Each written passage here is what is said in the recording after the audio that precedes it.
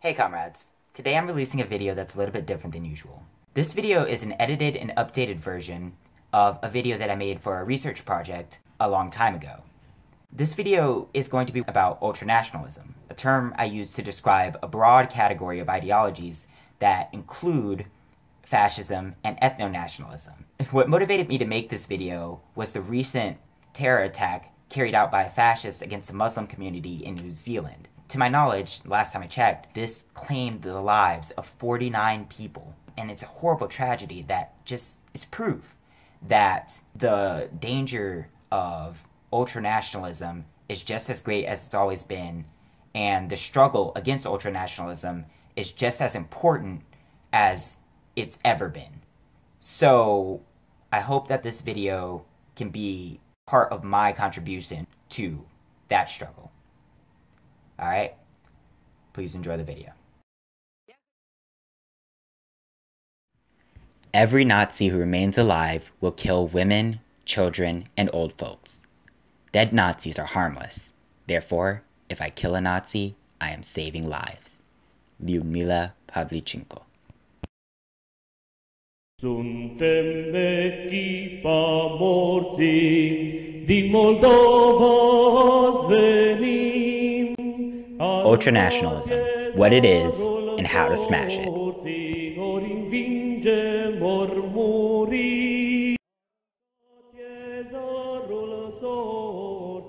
Part 1.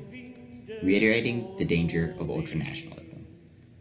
So after finishing the research required for this study, one might inquire, how do I now define ultranationalism?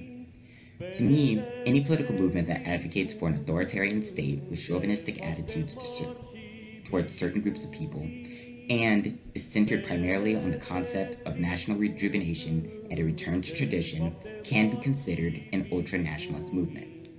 Ultranationalist movements are also often abnormally anti-communist and often try to influence the working class by claiming to be simultaneously against capitalism and socialism. It should be noted that I view ultranationalism as a broad political trend containing many ideologies, and I will proceed to give some examples of such ideologies while also depicting their threatening nature now, by listing several horrific tragedies caused by separate ultranationalist movements in the modern day.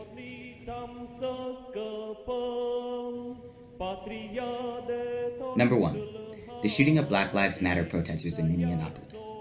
This one was perpetrated by an extremist grouping of 3 white men that are part of the white supremacist movement in the United States.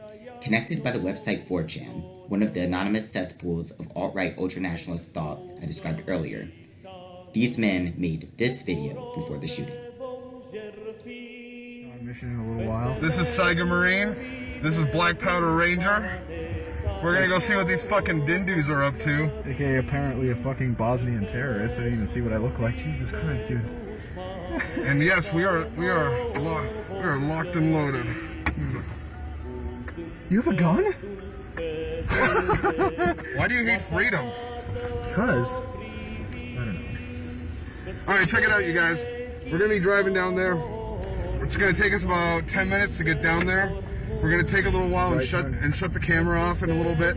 We just want to give everyone a heads up on poll. We're on our way. We're gonna knock this shit out. Fucking.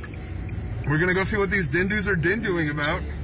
You know, because apparently fighting police and fighting paramedics is good enough to let you off with a slap on the wrist, especially when you go for an officer's weapon.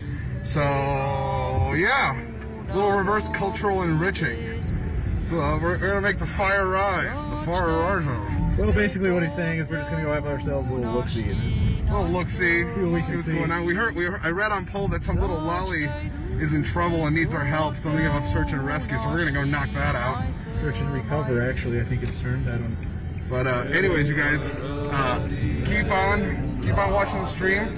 We're gonna get on the freeway here in a few minutes, and we'll be there in no time. We'll catch you all later. Stay white. Events like this one are solid proof of the existence of a substantial violent ultranationalist threat in the United States, that as we speak, already endangers the lives of people in marginalized communities and social activists. Number 2. the assassination of Joe Cox. Joe Cox was a member of British Parliament associated with the left-wing Labour Party. The tragedy in question occurred when an ultranationalist linked with the neo-fascist British political party, National Front, shot and stabbed Joe Cox to death because of his extreme disagreement with her left-wing political views. This incident shows that not even politicians are safe from ultranationalist violence, which is a very worrying truth.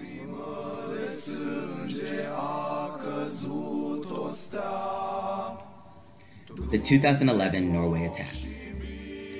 A single far-right extremist named Anders Breivik managed to murder a total of 77 people over the course of 2 politically motivated terrorist attacks.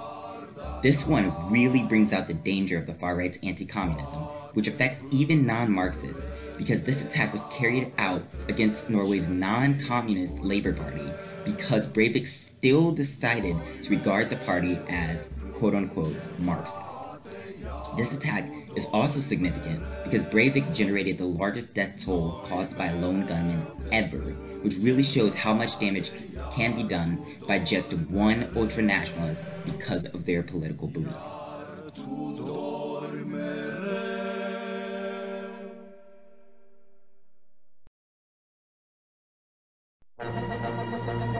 Es geht durch die Welt ein Geflüster.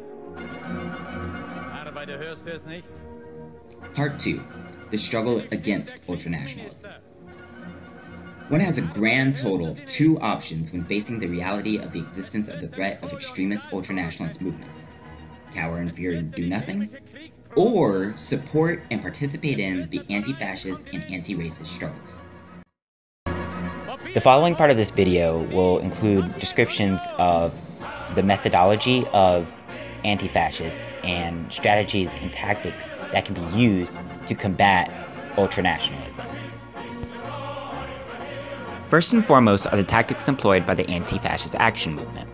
Those tactics include, but are not limited to, posting stickers and posters in urban areas that warn people of the presence of far-right extremist organizations near their location, destroying or removing the propaganda placed by ultranationalists to convert people nearby to their ideologies, helping former ultranationalists that have realized the error of their ways leave their hate groups, and most importantly, confronting ultranationalists in the streets whenever they attempt to hold a rally. Anti-fascist and anti-racist movements should also engage in armed self-defense. The previous part of this video should have made clear the fact that ultranationalists are very capable of, and perhaps even prone to, deadly violence. The correct response to the threat posed by ultranationalists is the response chosen by the Huey P. Newton Gun Club, pictured here. The Huey P. Newton Gun Club responded to threats made by some far-right extremists to harm people attending a local mosque by taking up arms themselves and guarding the mosque. This scared the far-right extremists away and prevented bloodshed entirely. Ultimately, the whole situation was proof that we must never underestimate the power of the gun in preserving peace. Last but not least, anti-fascists and anti-racists must engage with theory related to our struggle. Within the realm of leftist literature in general, there exist countless texts that one can study in order to increase one's theoretical knowledge regarding the struggle against ultranationalism.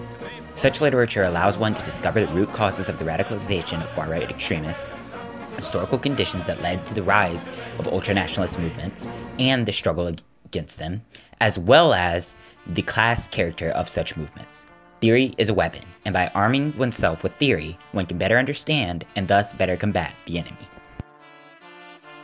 In addition to reading leftist theory about ultranationalism, leftists should also read at least some of the theory of the enemy.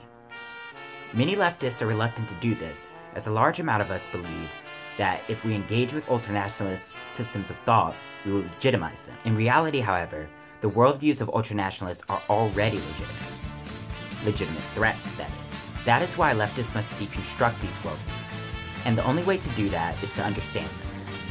The ability to poke holes in ultranationalist theory that comes from the understanding of said theory is an extremely beneficial one. If one can do this, one may be able to convince some ultranationalists to give up their ideology. One can also prevent susceptible people from becoming ultranationalists in the first place if one is able to deconstruct the ultranationalist worldview. To conclude this video, I would like to say this. Communists have defeated ultranationalists before, and now we must do it again. If we do not destroy far-right extremists, there will be many more massacres like the one in New Zealand, and perhaps even far greater tragedies. Let us finish what our Soviet predecessors started during World War II, and smash the far right to pieces.